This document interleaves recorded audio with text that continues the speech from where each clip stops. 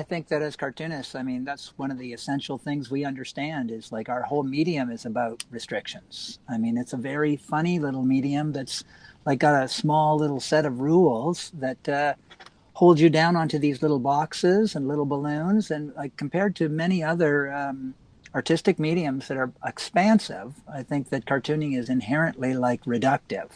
And I think that one of the great elements of like how cartoonists operate is world building. And I think what we're seeing right now is like an enormous section of the population placed into the category of, or into the same circumstances that cartoonists are, where they're in a restricted space and they're now starting to try and build worlds for themselves. Seth is a Canadian cartoonist and the author of It's a Good Life If You Don't Weaken and Clyde Fans. You know, I've got a real fetish with isolation and being inside. That's why Clyde is so much about people just walking through rooms. I knew that that building they were in, I wanted it to be so familiar to people by the end of that book. I wanted them to know which rooms they were going through, to feel they'd gone down these hallways before. A lot of it has to do with childhood. I have like a kind of a fetish for the childhood I grew up in, which was very much a closed little world with me and my mother. And even though we moved a lot, the interiors of those places have all kind of merged together into one sort of interior space. So the funny thing about this isolation that's going on right now is in a lot of ways it plays into my kind of ideal fetish of living inside a bubble.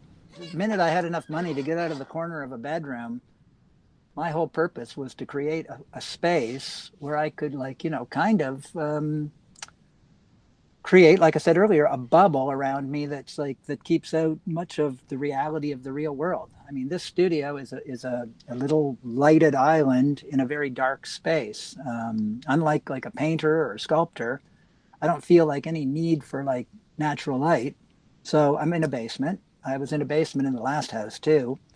Um, and very much of it is like literally just so that I will have around me like all these elements that are comforting. It is very much like a little womb down here. The media I have down here, like the old movies that might be playing in the background, the music, the very sense of comfort is all here kind of to recreate the experience I had as a child, which was that to try and have that experience again of the way I worked then, which was for pleasure and for escape, I suppose, like a kind of escape into I call like a fantasy world. I mean, this is what so many cartoonists did as kids. You created like your fantasy characters and then you drew your little stories about them. And this was like some sort of way to interact with fantasy that isn't the same as daydreaming. A lot of Clyde was about trying to talk about that sort of retreat from the world and whether that was that retreat from the world is a failure, like a sign of failure, or is it a sign of is it a healthy thing? Or is it healthy or unhealthy to try and be away from people, to try and live in your own little made-up bubble? It's funny, you know. I was just reading a book, coincidentally, called what's it called? Solitude, and it's a book by what's his name, Anthony Storr, and it's sort of a book about. I'm only about a quarter of the way in, but it's about the value of solitude and whether solitude is like, well, as a psychologist, he's talking a lot about how we're judged by how well we get along with other people. If you don't get along with other people, something's wrong with you. But rarely do they talk about how well you get along with yourself. And I thought this was interesting because as much as I'm interested in solitude, I hadn't given it a tremendous amount of thought about when it is culturally valuable to get along with yourself. And the one that struck me so strongly is he was talking about grief. Grief is the one time when you're sort of told, you're sort of instructed that you have to learn to live with yourself. It's like they don't tell you to immediately go out and make new relationships. It's understood that after the death of a loved one, you will make new relationships probably. But there's always kind of an idea in grief that you're supposed to spend some period of time alone and learning to be healthy being alone. And then, you know, I mean, I think anytime someone gets married too quick after the death of a spouse, we all cluck about it. We expect people to have at least a year of suffering. So I thought that was an interesting take on it. I hadn't given it much thought, and I thought like this may be a very interesting period where a lot of people are being forced to confront the nature of being alone. For myself, I'm very comfortable being alone, although that is an illusion too. A big part of being comfortable being alone is not being forced to be alone. So that sense of my wife being right upstairs, like hearing her walk around the floor, that's extremely comforting to me. It wouldn't be that comforting to me if I was in here by myself at the 1 month mark. I'm sure there are quite a few people out there right now that are doing that. And I'm sure that this has been quite an experience.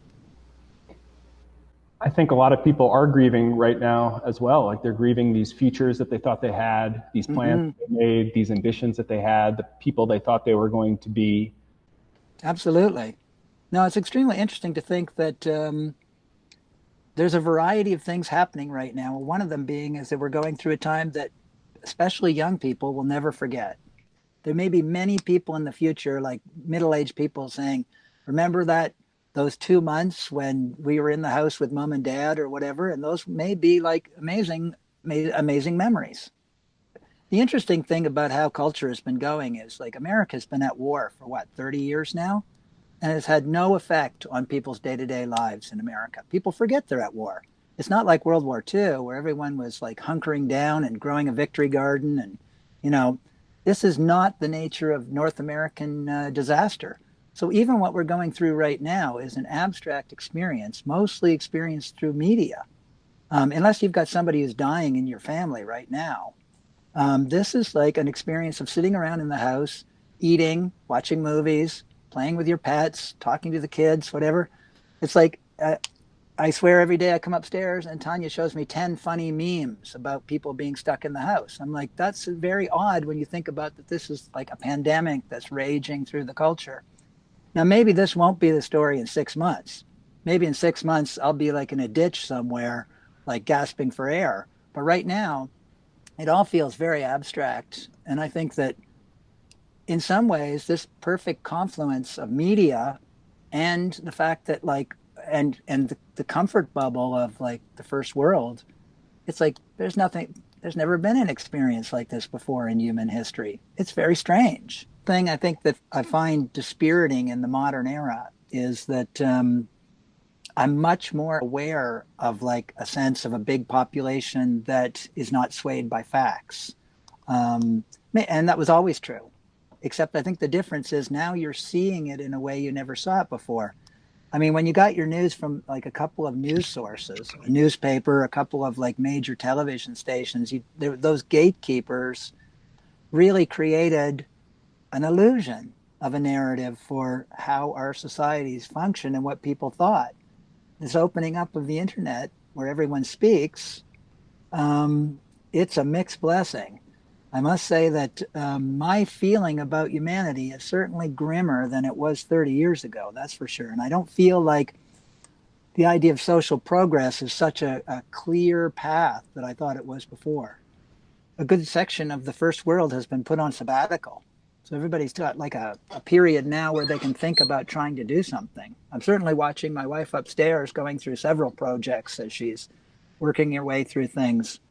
I know for myself, that hasn't really changed much. I'm still plugging along exactly as I am every other day. The projects I'm working on that are money-making projects, I've certainly seen them become, how would I put this? It's like nobody's pushing me to get them done because the projects are on hiatus, sort of. So I've been designing a few album covers, working on some books, doing some magazine stuff. It's like all those deadlines sort of dissolved. The projects aren't canceled, but nobody is like, I've been working on a couple of these albums now that were supposed to be done 3 weeks ago. And, I'm just like rolling along. There's no pressure. They'll get done. Will they be put out? That's a good question. And certainly a ton of like promotional stuff is gone. Lectures I was going to give, trips I was taking, that stuff has vanished. I could see that putting a smile on your face, though. To some degree, I must say the lecture I had to give, I was quite happy in a way that I wasn't going.